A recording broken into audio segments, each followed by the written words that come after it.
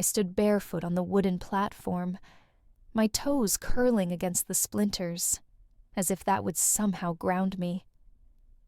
The silk dress they forced on me clung to my skin cold and weightless, but the mask was worse. It pressed tight against my face, wrapping me in a suffocating silence.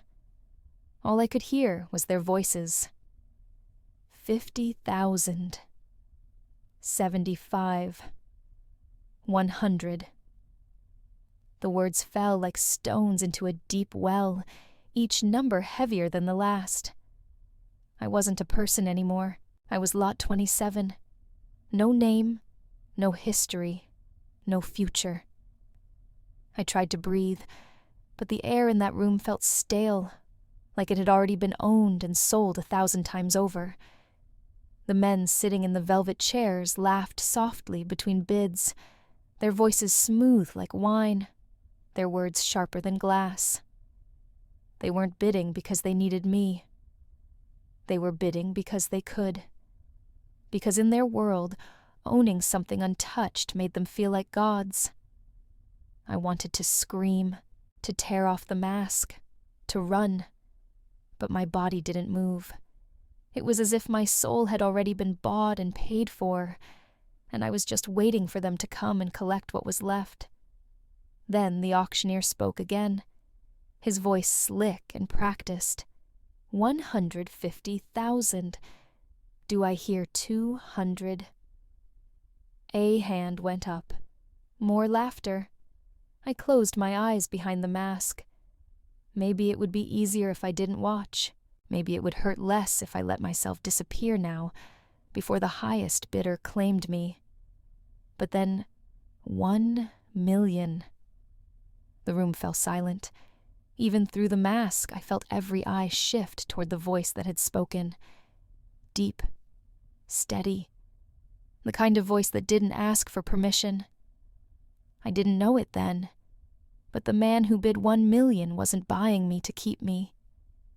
He was buying me to set me free. The numbers kept climbing like a fire I couldn't escape. 200,000, 300, 450. The voices overlapped now, rich men competing not because they wanted me, but because none of them wanted to lose. Their laughter cut through the air in sharp, cold slices. It wasn't joy. It was hunger. From behind the mask, I watched their silhouettes blur under the chandelier's golden light. Fingers adorned with rings, lifted in lazy gestures. Waiters in tuxedos refilled glasses of expensive scotch. The scent of cigars hung heavy in the room. I felt my stomach twist. My chest burned with every shallow breath. Don't cry, I told myself. Don't give them the satisfaction of seeing you break. 600,000. Someone near the front licked his lips. His voice was thick, drunken. 650. She's worth it. Their words weren't about me. They weren't even about a woman. I was just another prize. Another notch in their belt. 700. 850. The auctioneer's grin widened with every bid. He tapped his polished gavel like a conductor coaxing music from a soulless orchestra. I tried to focus on the mask pressed to my skin instead of the men, on the knot tied so tightly at the base of my neck that it ached. Then, a new voice. 1 million. It wasn't loud. It didn't need to be. The sound cut through the haze like a blade through silk, deep, calm, unyielding. For a moment no one spoke. The room froze. I lifted my head a fraction enough to see him. He sat near the back, his chair half in shadow. No glass in his hand. No smile on his face. A black suit perfectly tailored yet understated. A wristwatch that caught the light like a flash of warning. And eyes I couldn't see them clearly, but I felt their weight. Heavy, unmoving. The auctioneer blinked. His voice faltered for the first time all night. Sir, did you say 1 million? Yes. A few men chuckled nervously. One tried to raise his hand, but stopped halfway, like even the thought of challenging this stranger was too much. The red-faced bidder, who had offered $8.50, slammed his glass down on the armrest. His eyes darted toward the man in the shadows, but he said nothing. The silence grew thick. Finally, the auctioneer straightened his tie and forced a smile. Sold. The gavel came down with a hollow crack. My body flinched, but the man who had bid on me didn't rise. He didn't come forward. He just sat there still as stone, watching. They led me down a narrow hallway, the sound of my bare feet on marble swallowed by the plush carpets. 2 men in black suits flanked me on either side. Neither spoke. Neither touched me. But their silence was as heavy as shackles. I kept my chin down. My fingers twisted the silk hem of my dress tighter and tighter as my mind screamed at me to run. But where would I go? Even if I bolted, even if I made it past the guards. Where does a girl with no name and no freedom run to? We stopped outside a door larger than the others. One of the men knocked twice. A voice came from within. Calm. Deep. Bring her in. The door swung open on silent hinges. He was there. The man who'd paid 1 million. He stood near a window, one hand tucked in his pocket, the other resting loosely on the frame, as he looked out at the city lights below. The room was vast and cold walls of glass and steel. No warmth, no photos, no sign of another life. The guards left me there without a word, closing the door behind them. The sound of the latch clicking shut felt louder than it should have. I froze. I'd been preparing myself since the moment the gavel fell, for the coldness, for the pain, for the reality of what it meant to be sold. But he didn't move. He didn't look at me. For a long moment, the only sound was my own shallow breathing. Finally, he spoke. When you're ready. His voice was low, deliberate. Tell me your name. My fingers tightened against my palms. Behind the mask, my lips trembled. What kind of game was this?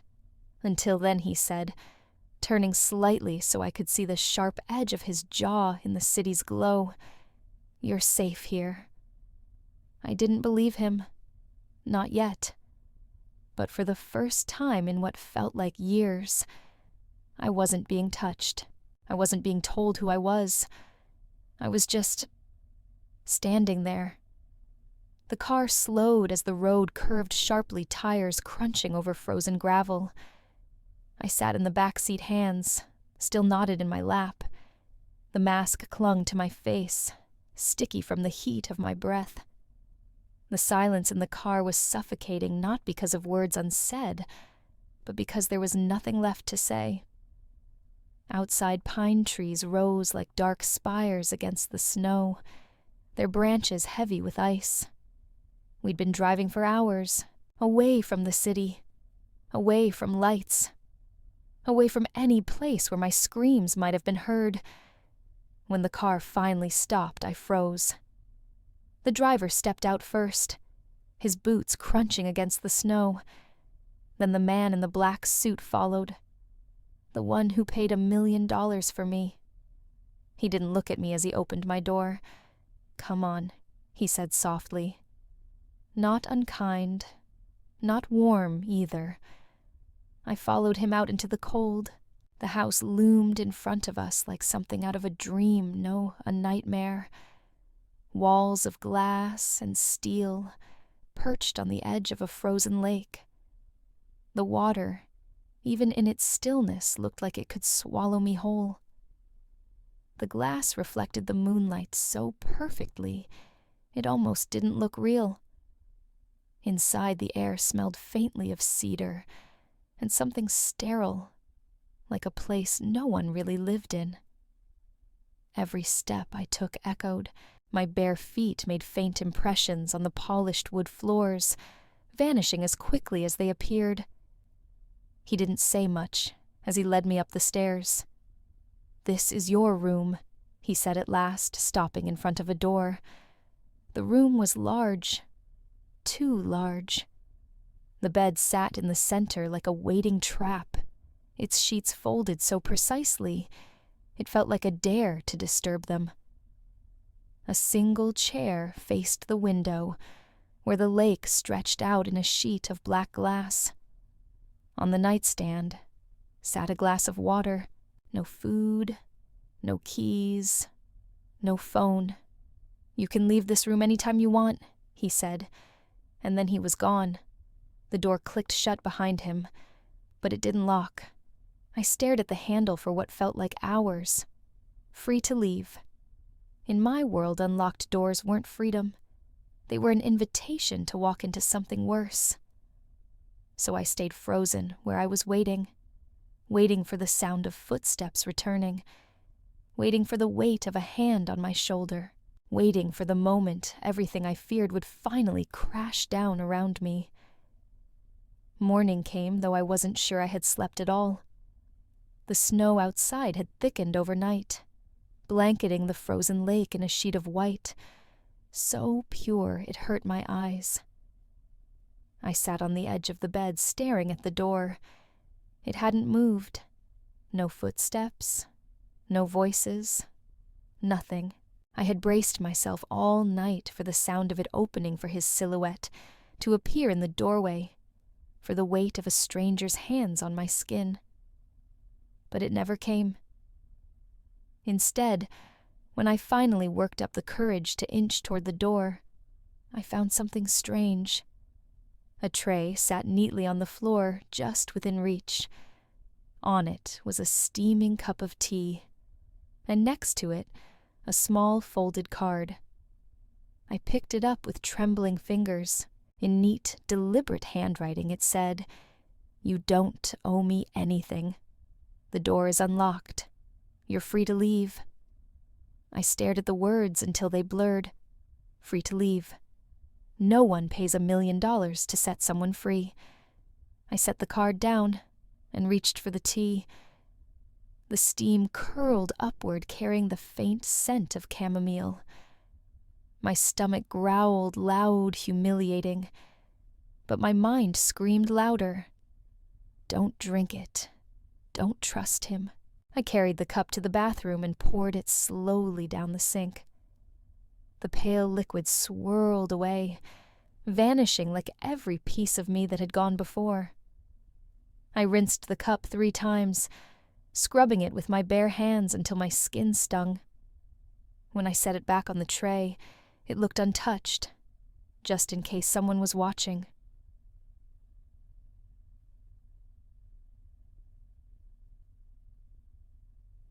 That afternoon, I heard footsteps outside the room. My body tensed like a drawn bowstring. The handle turned slightly but didn't open. Instead, I heard his voice muffled but clear enough to carry through the wood. "Eat something. You need your strength." A pause. "I won't come in unless you ask me to." Then silence again. No knock, no demand. Just the sound of retreating footsteps. Days passed in a strange sort of silence. Every morning there would be a tray waiting by the door. Tea, fresh fruit, sometimes a slice of toast with butter melting at the edges, and always a small card. "You're safe here. The door is still unlocked. No one will hurt you again." I didn't believe a word of it. In my world, safety was a trap. Kind words were weapons in disguise, and doors left open weren't open at all. They were bait. I ate nothing. At night, I would sit in the chair by the window, my knees drawn up to my chest, the silk of my dress sticking to my damp skin. Through the glass, the frozen lake stared back at me like an unblinking eye. Sometimes I thought I saw him outside, a tall, dark figure, walking along the edge of the tree's coat collar, turned up against the wind. but he never came closer. One evening, I cracked the door open just enough to listen. The house was quiet, too quiet. I crept down the hallway on bare feet, careful not to let the floorboards creak. I found him in the living room. He sat on a leather armchair, head bowed a book resting on his knees but unopened. The firelight cast soft shadows across his face. He didn't look like a man who had paid a fortune to own someone. He didn't look like a predator at all. Just tired. Utterly, devastatingly tired. I didn't realize I'd been holding my breath until he spoke. "You don't have to hide." His voice startled me so badly I nearly stumbled back. But he didn't turn. "I know you're there," he said, "and that's okay." I froze. "Go back to your room if you want. Or stay. Either way, I won't come closer." He didn't. He just stayed there unmoving as if he'd turned to stone. I slipped back to my room and shut the door. My heart hammered so hard it hurt. And for the first time I felt something I hadn't expected. Fear. Not of him hurting me, but fear that I might have been wrong about him all along. The house had a rhythm. I didn't realize it at first, but after a week of sleepless nights and quiet mornings, I began to notice. The man Elijah, as I'd overheard one of his staff call him, always disappeared into the same room after breakfast. The door was always closed. Sometimes I'd hear faint sounds behind it, the scratch of a pen, the muted click of keys, or the creak of leather as he shifted in his chair. And then there were the silences, the kind so deep they felt alive. That morning, I found the door slightly ajar. It was nothing. A careless gesture, probably. But to me, it felt like an invitation. I hesitated in the hallway, my bare feet cold against the polished wood. My pulse drummed in my ears. "Don't go," in a voice warned. "You don't want to know." But curiosity can be louder than fear. I slipped inside. The room smelled of cedar and ink. Stacks of papers lay neatly arranged across a massive oak desk. A leather-bound notebook sat open pages filled with tight, deliberate handwriting. On the far wall, shelves of books climbed toward the ceiling. But it wasn't the books that caught my eye. It was the file folders, row after row, their labels typed in clean black letters. I stepped closer. Missing persons. Case 372. Runaways. Closed files Operation Rosewood. Confidential. My stomach churned. Hands shaking, I pulled one of the folders from the shelf. Inside were photos. Grainy surveillance stills. Faces of young women. Some smiling, some terrified. Some too blurred to read any emotion at all. Names. Dates. Case numbers. And then I froze. My own face stared back at me from a photograph stapled to the top sheet. The image was older, my hair longer, my eyes hollow. Beneath it, in bold black letters, Quinn Harper. Status recovered. I dropped the folder. The papers scattered like dry leaves on the floor. My throat tightened. Was this his collection? His trophies, or something else? The door creaked behind me. I spun around, my heart slamming into my ribs. He was there. Elijah. Standing in the doorway, hands in his pockets, his expression unreadable in the dim light. For a moment, neither of us moved. Then his eyes dropped to the floor, where the folders lay scattered like a crime scene. "You weren't supposed to see those," he said quietly. My throat tightened. My voice came out sharper than I intended. "Are they yours?" His brow furrowed slightly. Yours? I repeated louder this time. Are they your trophies? Your collection of broken girls? He flinched as if I'd slapped him. No, he said, his voice low but steady. Then what are they? I demanded. Why is my face in there? Why do you have files on all those girls? I could feel my hands trembling. But I didn't care. The fear that had lived in my bones for so long was shifting into something hotter. Anger. You paid $1 million for me. I said, my words tumbling out in a rush. And for what? To play savior. Or because you're no different from them.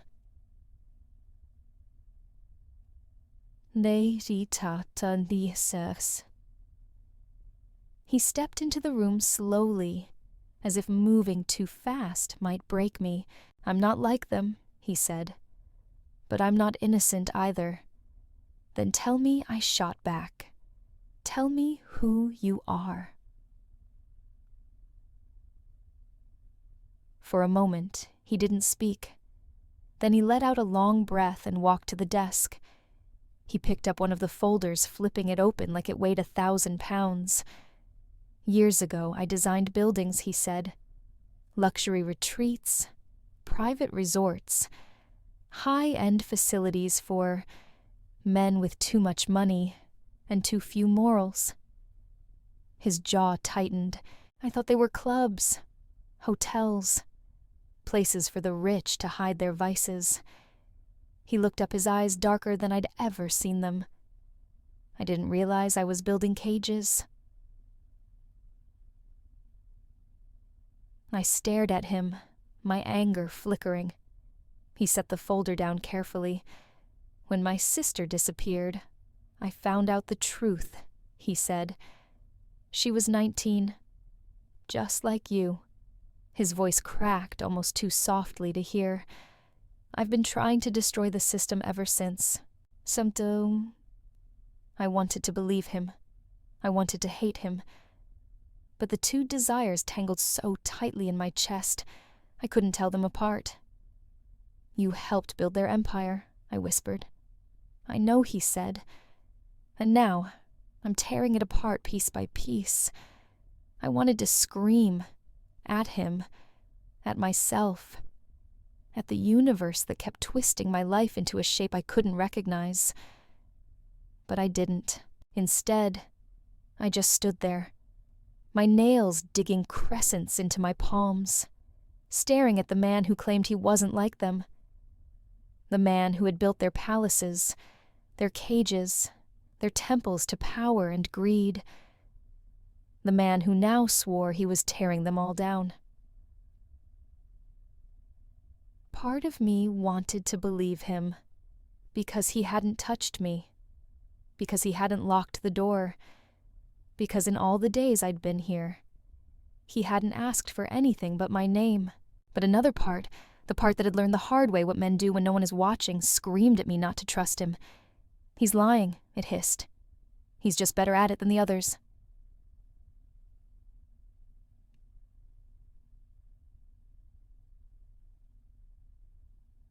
I closed my eyes, trying to quiet the storm inside my chest. Why me? I asked finally, my voice hoarse. Because you shouldn't have been there, Elijah said simply. None of you should have been there. His gaze didn't waver. I don't want to own you, Harper. I want to help you remember. You were never theirs to sell.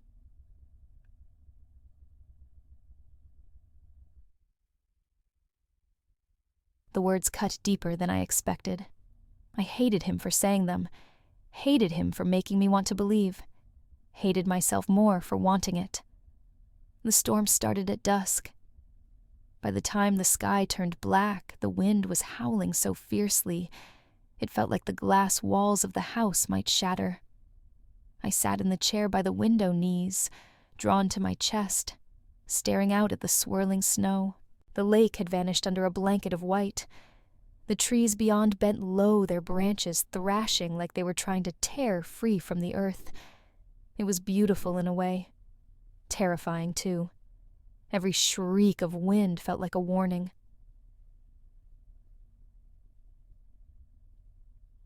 I hadn't slept in days. Not really. Even when I closed my eyes, my mind refused to rest. It replayed the auction, the faces of the men in velvet chairs, the sound of their laughter cutting through me like blades. It replayed Elijah's voice. "You're safe here. When you're ready, tell me your name." Safe. The word felt foreign in my mouth, like trying to speak a language I'd never learned. I shifted in the chair, my legs numb from sitting too long. Somewhere in the house, I heard the faint creak of floorboards. I froze. Had he come upstairs? But no, the sound faded as quickly as it came. Probably just the house, settling against the storm.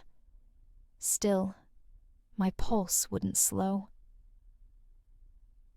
The mask pressed tight against my face. It was warm from my breath, the silk damp where my lips had touched it. I lifted a hand to the knot at the back of my neck. My fingers hovered there, trembling. "Take it off," a small voice whispered. But I didn't. Not yet. Not tonight. Yes. Outside, the wind screamed louder, rattling the window pane. I wondered if Elijah was awake, if he was sitting alone in the firelit room downstairs, watching the same storm. If he was tired too, not the kind of tired that sleep can fix, but the kind that lives in your bones. The storm hadn't eased. It roared outside the glass walls, like some furious beast, rattling the house to its bones. I stood in the hallway barefoot, my toes curling against the cold floor. The silk robe Matthew's staff had left for me clung to my skin. The mask on my face felt heavier than ever, as if it had fused with my flesh. My hand hesitated on the doorframe. The faint orange glow of firelight spilled from the crack under his door. I could hear him moving inside. The scrape of a chair. The low hum of his voice, though I couldn't make out the words. My chest tightened. Every instinct told me to turn back, to retreat into the room he'd given me, and pull the blanket over my head until the storm passed. But I didn't.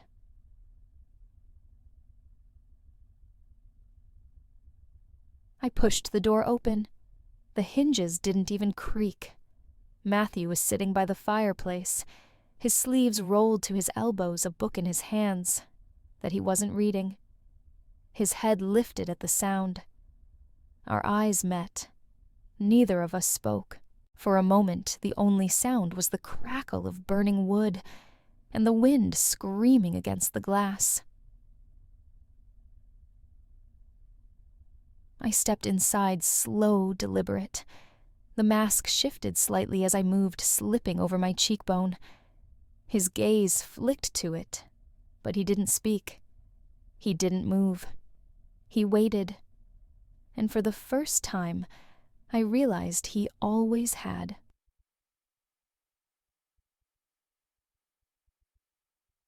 My fingers rose to the knot at the back of my neck. The silk was damp where it touched my skin. "Take it off," a voice in my head whispered. I tugged. The knot loosened. The mask fell into my palm. The air felt colder without it. Matthew's eyes softened as they took in my face, the hollow shadows under my eyes, the sharp line of my jaw, and the scar cutting across my cheek like a memory carved into flesh. I wanted to look away, but I didn't. Setos, oh, huck, my name. I said, my voice barely above a whisper. He leaned forward slightly, as if afraid to miss a single word. "My name is Ella Brooks." For a moment, he didn't react. Then his lips parted, and he said it back to me. Ella Brooks. Softly, like a promise. I hadn't heard my name in so long it felt foreign on my own tongue, but in his voice, it didn't sound like a weapon. It sounded like something I could reclaim. The silence after felt heavier than any scream. I stood there, mask clutched in my hand like a dead thing. The firelight flickered across Matthew's face, catching in the fine lines around his eyes. He didn't move closer, didn't reach for me, didn't try to touch the scar that stretched like a shadow across my cheekbone. Instead, he said my name again. Ella Brooks. This time, it felt different. It didn't sound like ownership. It sounded like an anchor, like a reminder that I was still here.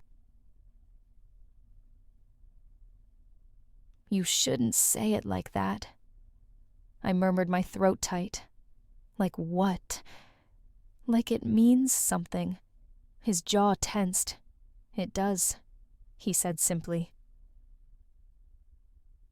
I wanted to argue, to tell him he couldn't possibly understand what that name carried for me.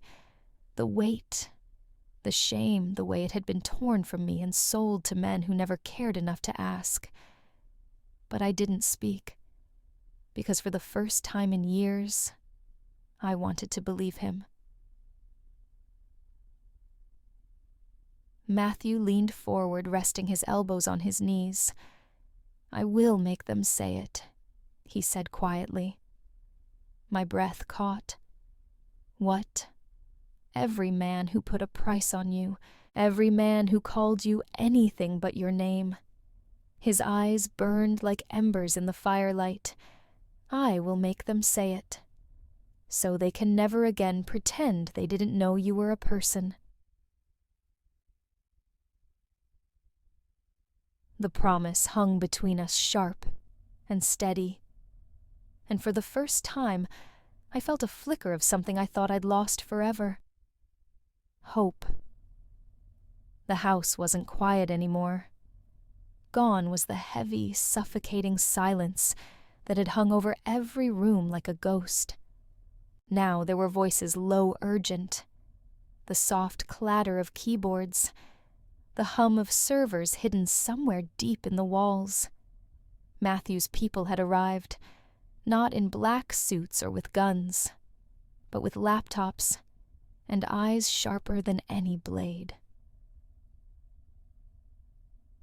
They worked like surgeons, cutting into networks, pulling out files, tracing accounts that snaked through offshore banks and shell companies. Every night, I sat in the corner of Matthew's study, my knees drawn to my chest, watching the blue glow of his screen light up his face. He never told me to leave, never asked me to look away. One night, I saw a name flash across his monitor. I froze. Vincent Crowe. My hands curled into fists so tight my nails bit into my palms. That was the first man who had owned me. The one who had paid for my silence and taught me what it felt like to be invisible.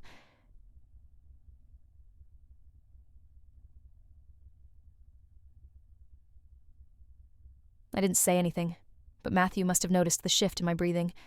Do you know him? He asked quietly. Yes.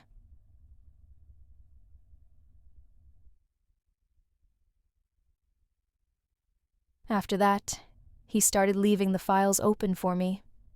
He didn't push, didn't ask me to remember. But every night I read the names. Every man who had ever sat in those velvet chairs. Every man who had laughed as they raised their hands to bid. I memorized them like prayers. Not because I wanted revenge, because I wanted them to know my name when their empires burned. At first, I thought it was nothing. Just another night in the study. The storm outside had eased, leaving the world wrapped in a cold, heavy stillness. Matthew sat hunched over his laptop fingers, flying across the keys. Lines of code scrolled endlessly down the screen. I watched from the corner, my legs curled beneath me, a mug of untouched tea, cooling in my hands. For days, we'd been chipping away at the network. One account frozen, another offshore company exposed. And yet, it felt too easy. Then, his screen went black. Matthew froze. A single line of white text appeared in the center of the monitor. "You stole my property." My stomach turned to ice. Another line blinked into existence. "I'm coming to take it back." Matthew's jaw tightened. He didn't speak, didn't move. His eyes burned holes into the screen, as if sheer willpower could erase the words. "Who is that?" I whispered, though my voice barely made a sound. His hands hovered over the keyboard. Then softly, "Cutter." The name hit me like a slap. I remembered the sound of his boots on polished marble, the cold metal of his ringed fingers under my chin, the way he'd laughed when I flinched. "You don't forget men like him," I said, my voice shaking. "No," Matthew replied, "you don't." The next line of text flashed on the screen. "You think you're clever? You're not the first to try. You won't be the last to fail." Matthew snapped the laptop shut, his expression unreadable, but I could see it in his eyes. Fear. Not for himself. For me.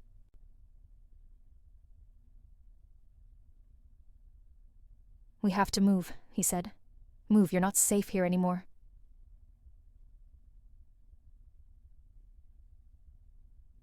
I set the tea down carefully, though my hands trembled so hard the cup rattled against the saucer. "I don't want to run," I said. He turned to me, his voice steady, but low.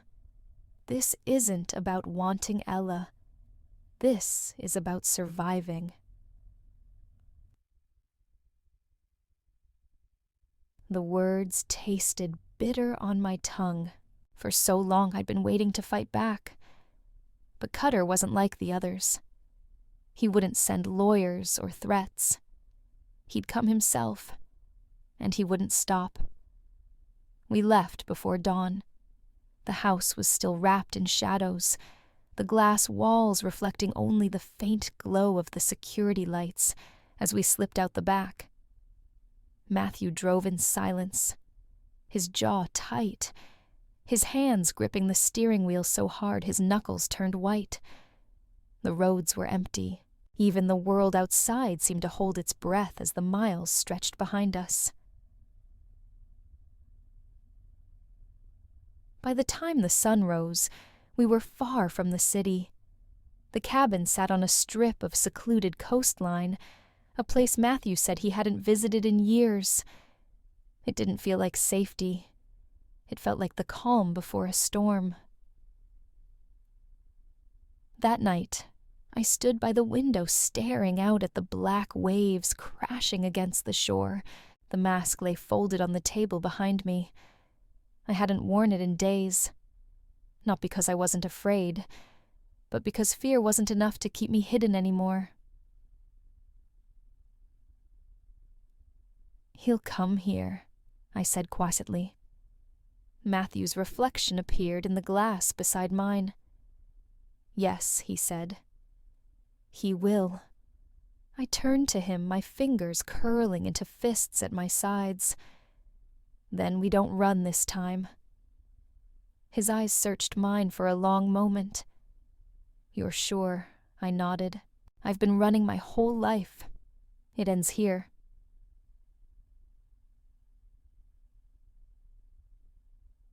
The wind howled outside, rattling the old window panes, and for the first time since the auction, I didn't feel like prey anymore. It didn't take long. By the third night, he found us. I heard the sound first gravel crunching under boots, slow and deliberate. The cabin walls seemed to tighten around me, every shadow stretching long and sharp in the dim firelight. Matthew was already on his feet, his hand resting on the pistol holstered at his hip. "He's here," I whispered. Matthew's jaw tensed. "Yes." The door slammed open so hard it rattled the frame, and there he was, Cutter, tall, thin, his suit immaculate despite the storm outside. But it wasn't the tailored jacket or the polished boots that froze my blood. It was his eyes, cold, hungry, like a predator who knew the kill was already his. Well, he drawled, stepping inside as if he owned the place. "You've caused me quite a headache, sweetheart." His gaze swept over me, lingering just long enough to make my skin crawl. Matthew shifted slightly, positioning himself between us. Cutter's lips curled into a slow, mocking smile. "Oh, how noble," he said. "But let's not play games, Mr. Holt. You and I both know why I'm here." His voice dropped lower, dripping with venom. "You stole my property, and I've come to take her back." To my fingers curled into fists at my sides. Not this time. Not ever again. The air in the cabin felt heavy, like the walls themselves were holding their breath. Matthew and Cutter stood only a few feet apart, two predators circling in a cage, too small for both of them. Cutter's smile was all teeth now. "You really thought you could hide her from me," he sneered. "You're just another fool trying to play hero in a game you don't understand. She's not yours," Matthew said coldly. "She's not yours either." Cutter's voice dropped to a hiss. "She's a thing, a product, and I paid to own her long before you barged into my business."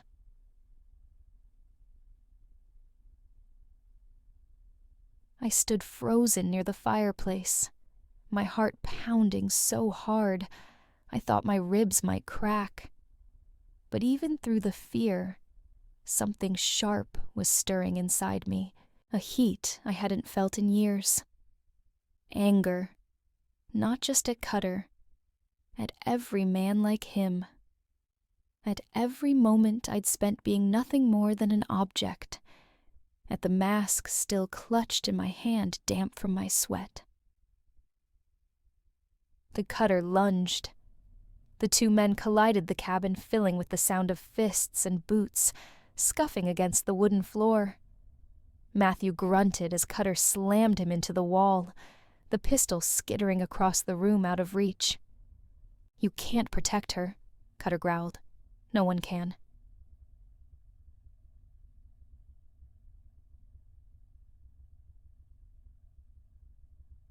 I looked down at the mask in my hand, the silk that had hidden me. That had kept me alive, and kept me caged. My fingers tightened around it. Then I moved. The sound of the fire roared in my ears as I stepped toward the hearth. Cutter's head jerked toward me. "What are you doing?" he snarled. I held the mask high, meeting his gaze for the first time without flinching. "You want this, don't you?" I said, my voice steady, despite the quake in my chest. "You came here for what you think you own." His eyes gleamed with triumph. "That's right. Now be a good girl," and I threw the mask into the flames.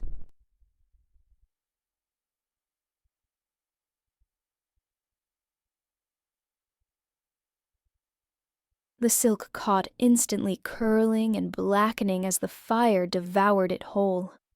"You can't sell what no longer exists," I said. "And does tell." For the first time, Cutter's face faltered. That cold, practiced smile slipped. "You stupid." He lunged at me, but Matthew moved faster. This time, he didn't hold back. With a sharp twist, he slammed Cutter against the doorframe, the crack of impact echoing through the cabin. Cutter collapsed in a heap, gasping for air, as Matthew pinned him to the floor.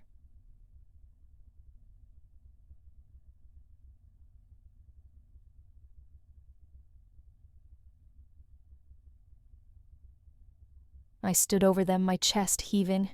The flames crackled behind me, spitting up ash where the mask had once been.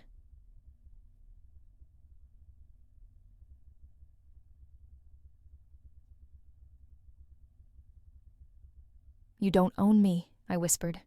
"You never did." The sirens came faint at first, just a low wail in the distance, cutting through the sound of waves pounding the rocky shore. By the time their red and blue lights flickered across the frosted cabin windows, Cutter was already on the floor, his hands bound behind his back, with the same rope he once used to tie girls like me. Matthew stood over him, breathing hard, a thin line of blood trickling from the corner of his mouth. I stayed by the fireplace, the mask long gone, nothing left but ashes glowing faintly in the embers.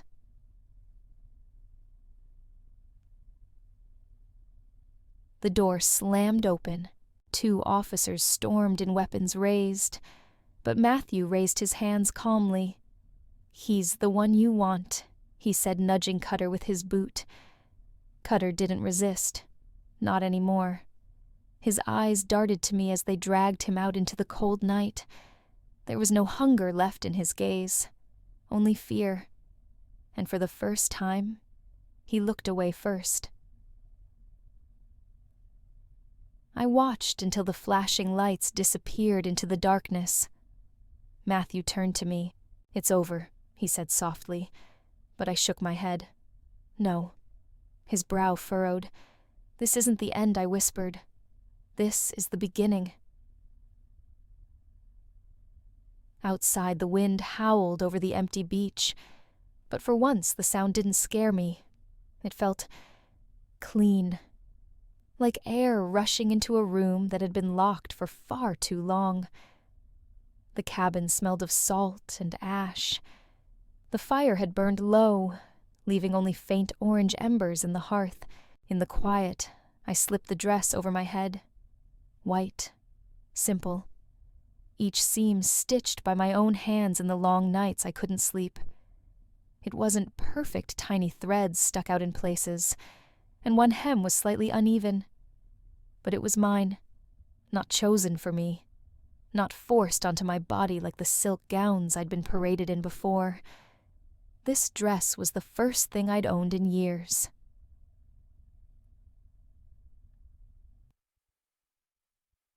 Matthew was in the kitchen, his back to me. He hadn't noticed I'd changed. Not yet. I took a deep breath, smoothing the fabric against my hips with trembling fingers. Then I stepped into the doorway. And he turned at the sound and froze. His eyes softened as they took me in barefoot hair, loose around my shoulders, scar catching the faint light like a silver thread. I didn't flinch under his gaze. Not this time.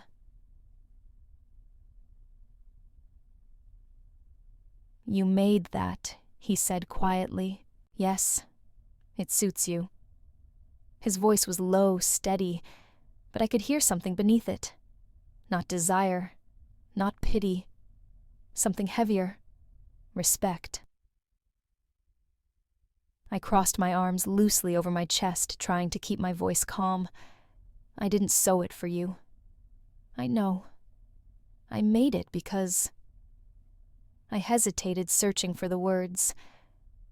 I wanted to remember I get to choose what people see now. Not the mask. Not the scars. Me. He nodded once slow. "You don't have to explain, Ella." But I wanted to, because saying it aloud made it real. The cabin was quiet again. Matthew had made coffee, but neither of us touched it. We sat across from each other at the kitchen table, the firelight casting long shadows between us. The white dress felt light on my skin, but the words in my chest were heavy.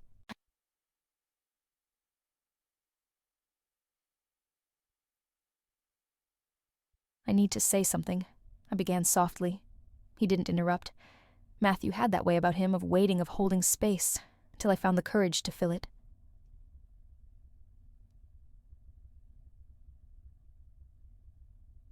For so long I didn't exist, I said. To them, I was just a thing, a mask, a price tag. My fingers tightened around the edge of the table. I can't go back to that. Not ever. You won't. His voice was steady, but I shook my head. You don't understand. I don't mean just with them. I mean with you. His brows furrowed slightly, but he didn't speak. I swallowed hard. If I belong to you, then it has to be on my terms. Not because you saved me. Not because I owe you. Because I choose to. The words hung between us like fragile glass. For a moment he said nothing. Then Matthew leaned back slightly, his eyes never leaving mine. You don't belong to me, Ella, he said. You don't belong to anyone. That's the point. My chest tightened. It wasn't the answer I expected, but maybe it was the one I needed.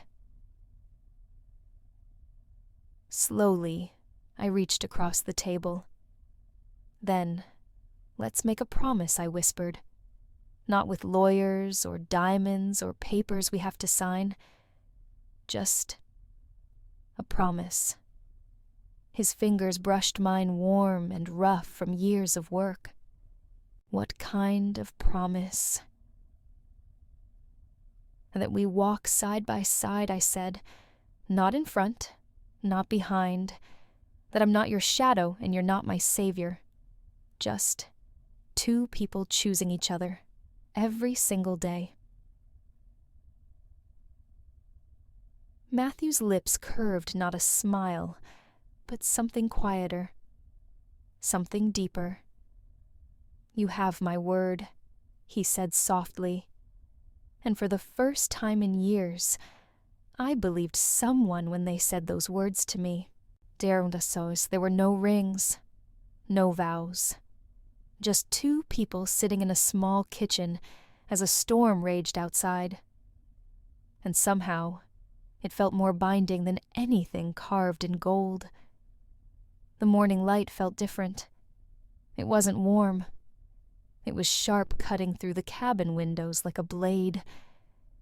I stood barefoot by the table, staring at the folded piece of paper in my hands, the press statement Matthew's team had drafted.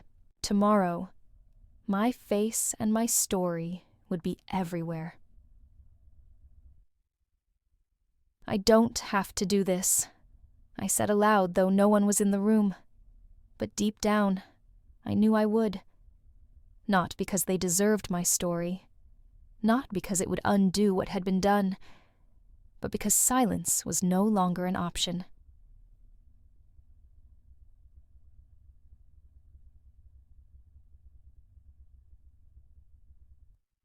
Matthew stepped in quietly, holding 2 mugs of coffee. You're sure, he asked? I looked up, meeting his steady gaze. I'm terrified, I admitted. But yes, I'm sure.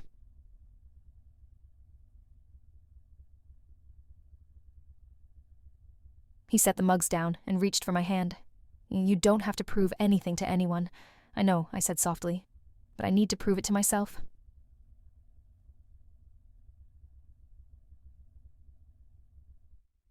My fingers brushed the scar on my cheek. It no longer felt like a brand. It felt like a story. One I was finally ready to tell.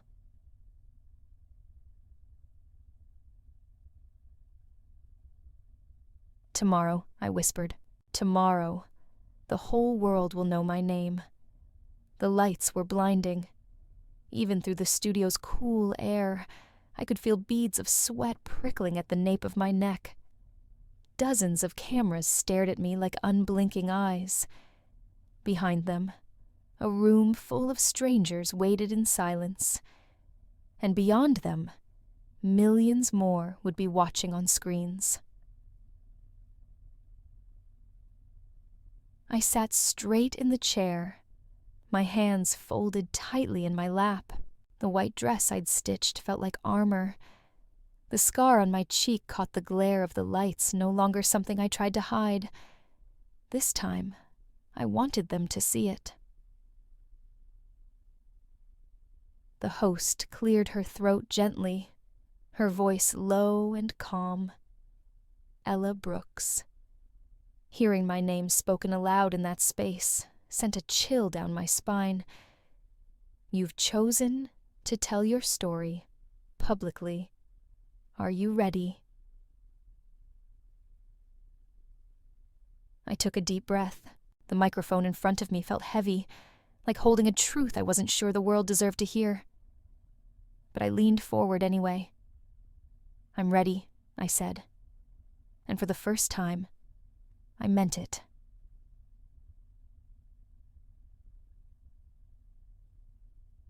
The red light above the camera blinked on. Somewhere in the control booth, a producer counted down softly. 3, 2, 1. The live feed began. The red light blinked. The world was watching. Every heartbeat felt like it echoed in my ears, loud enough to drown out the studio's silence.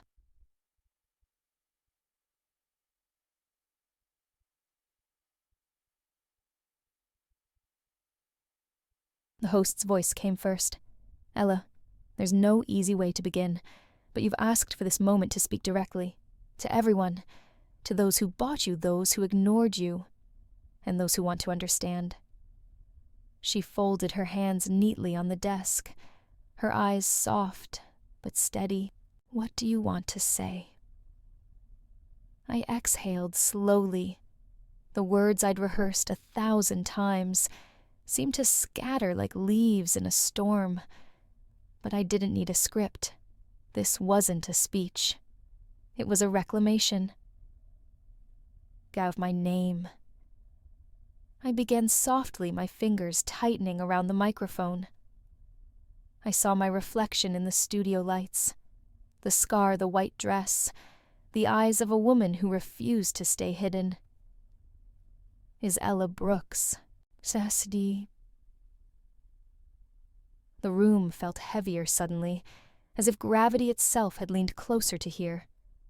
I am not property. For years, I had been a number. A lot. A masked girl they paraded in front of velvet chairs. But not anymore. I was bought, sold, passed around like an object. My voice didn't shake. They told me I didn't have a name, that I didn't deserve one. I drew in a sharp breath, but I do.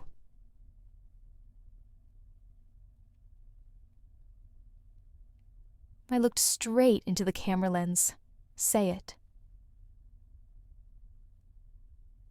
Behind the glass, in homes and offices and boardrooms, the men who thought they'd erased me were watching. I imagined their faces, the shock, the fear, the realization. They couldn't pretend now. I wouldn't let them. My name is Ella Brooks, and no one will ever sell me again. For a moment there was silence. Then the host spoke, her voice soft, but laced with awe. Thank you, Ella. But I wasn't done. To every girl still out there, still hidden behind silk and fear, you are not what they called you.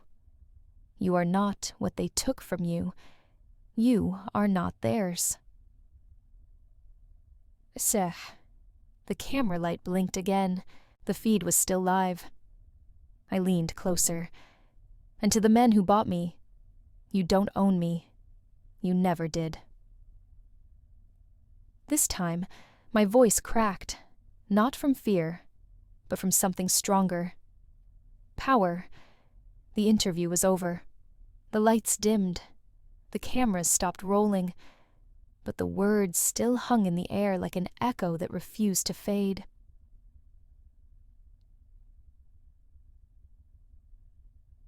Matthew waited for me outside the studio. He didn't speak. He just held the car door open as I climbed in the white dress pooling around my legs. The city roared around us, horns, blaring sirens, wailing voices shouting from every corner. But in the car, it was quiet. For the first time, I didn't feel suffocated by the silence. We didn't drive far, just a few blocks to a quiet street where the sunrise was beginning to wash the buildings in pale gold. Matthew pulled over. "You want to go back to the cabin?" he asked softly. I shook my head. "No. I want to walk for a bit." The air outside was crisp, carrying the faint scent of wet pavement. I stepped onto the sidewalk, lifting my face to the sun. For years I'd hidden from the light, terrified it would expose me. But now, I wanted it to see everything. Even the scar. Especially the scar. In a glass storefront, I caught my reflection. The woman staring back at me wasn't the girl from the auction. She wasn't the masked figure trembling in a silk dress. She wasn't Lot 27. She was Ella Brooks, a survivor, a fighter, a name no one could take away again. "I don't belong to anyone," I whispered to the empty street. My life, my body, my name, I only belong to me. Behind me, Matthew stood silent, letting me have this moment. Not as my savior, not as my owner, just as a man who chose to stand beside me. And I chose him back. But on my terms. Always on my terms.